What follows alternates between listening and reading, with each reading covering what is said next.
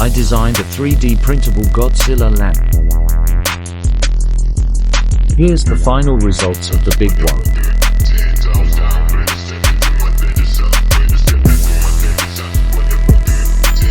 Let's clean and assemble.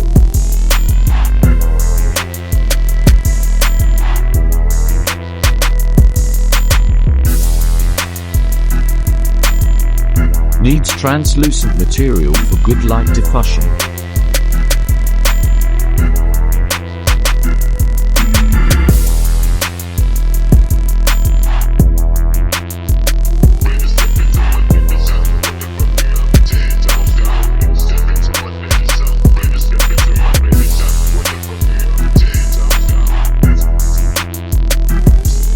What do you guys think about it? Should I release the files?